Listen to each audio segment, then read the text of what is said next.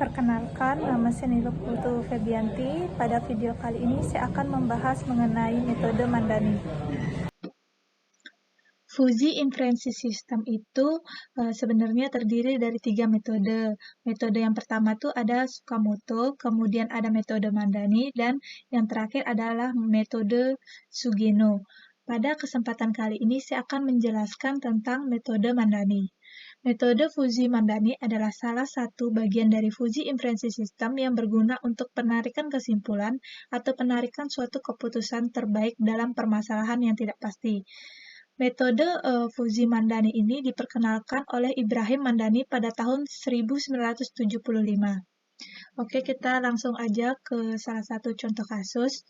Suatu perusahaan minuman kemasan akan memproduksi minuman jenis XYZ. Dalam 1 bulan terakhir, permintaan terbesar mencapai 7.000 kemasan per hari dan permintaan terkecil yaitu 500 per hari. Persediaan di gudang sebanyak 500 kemasan per hari dan terkecil yaitu 100 per hari. Sampai saat ini, perusahaan baru mampu memproduksi barang maksimum 10.000 kemasan per hari. Untuk efisiensi mesin SDM, tiap hari diharapkan perusahaan memproduksi paling tidak 2.000 kemasan. Berapa minuman jenis XYZ yang harus diproduksi jika jumlah permintaan sebanyak 4.000 kemasan dan persediaan di gudang masih 400 kemasan, apabila proses produksi perusahaan tersebut menggunakan 4 aturan Fuzzy berikut. Oke, di sini kita lihat ada 4 rule atau 4 aturan ya. Langkah pertama yaitu kita harus menentukan ada berapa banyak variabel yang terdapat pada kasus ini. Oke, variabel pertama itu ada variabel permintaan, kemudian ada variabel persediaan, dan yang terakhir adalah variabel produksi barang. Jadi ada 3 variabel dalam kasus ini. Selanjutnya yaitu kita menentukan kurvanya. Nah, dalam variabel permintaan ini terdapat 2 himpunan yaitu naik dan turun. Kemudian di sini ada angka yang paling tinggi adalah 7.000 dan yang terakhir adalah 500.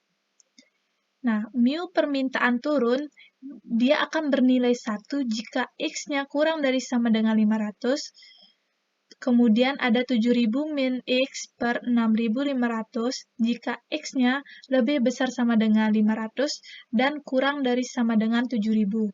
Dan yang terakhir akan bernilai 0 jika X-nya lebih besar sama dengan 7.000. Kemudian di sini ada mu permintaan naik. Dia akan bernilai 0 jika X-nya kurang dari sama dengan 5.000 dan X min 500 per 6.500 jika X-nya lebih besar sama dengan 500 dan kurang dari sama dengan 7.000. Kemudian yang terakhir akan bernilai 1 jika X-nya lebih besar sama dengan 7.000. Setelah menentukan mu permintaan naik dan mu permintaan turun, kita akan masuk mencari nilai keanggotaannya. Untuk mu permintaan turun, nilai keanggotaannya adalah 0,4. Dari mana dapat 0,4? Sebenarnya yang ini kita tinggal masukkan rumus aja. Seperti ini. 7.000 min 4.000 per 6.500. Maka hasilnya adalah 0,4.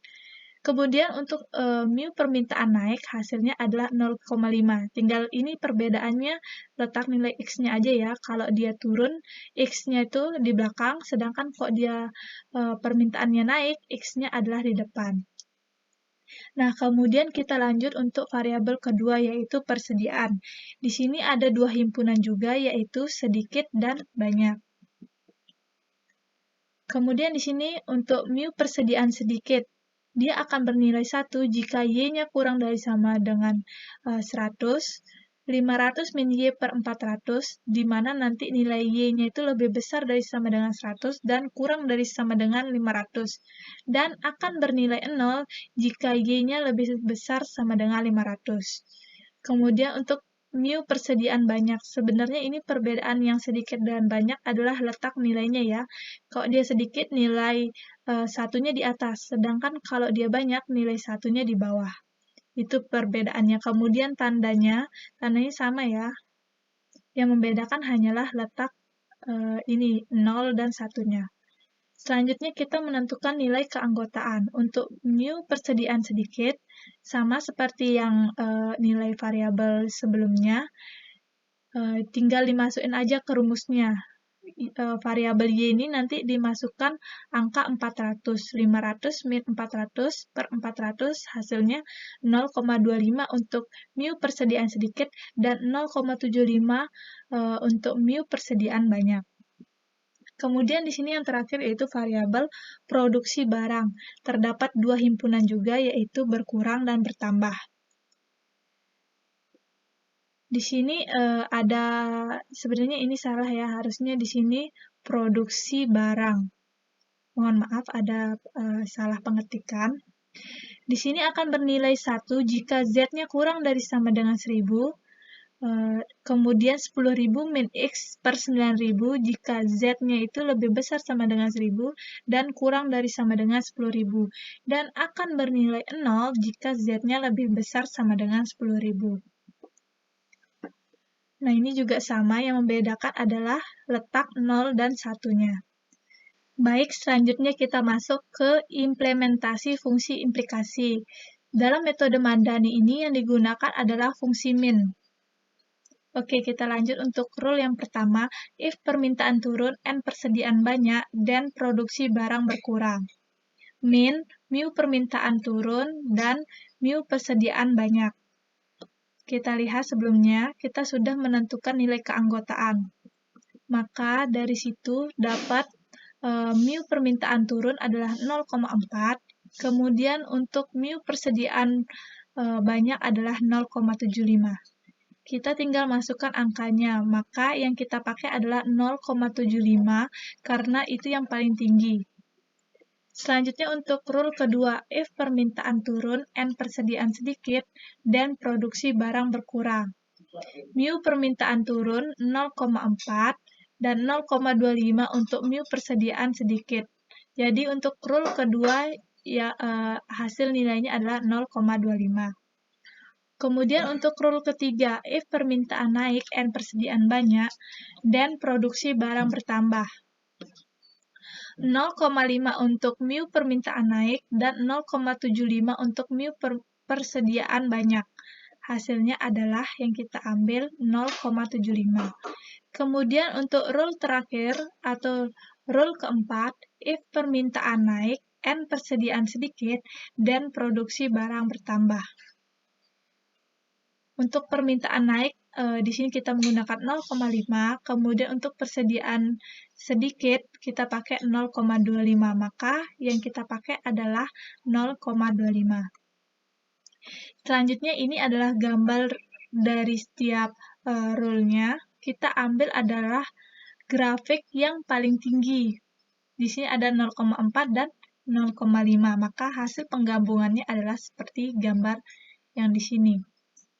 Untuk menghitung nilai Z-nya, tentukan terlebih dahulu nilai titik potong T1 dan T2. Yang ini ya, jadinya yang kita hitung T1 dan T2-nya. T1 sesuai rumusnya itu nanti akan menghasilkan 1840, kemudian untuk T2-nya akan menghasilkan 2200. Berdasarkan hasil kurva penggabungan, maka diperoleh mu produksi bertambah. Dia akan bernilai 0,4 jika Z-nya kurang dari sama dengan 1840. Z min 400 per 4000 min 400, Z-nya akan bernilai, Z-nya di sini lebih besar sama dengan 1840 dan kurang dari sama dengan 2200. Dan terakhir akan bernilai 0,5 jika Z-nya lebih besar sama dengan 2200. Kemudian ada tahapan defusifikasi yaitu menghitung momennya.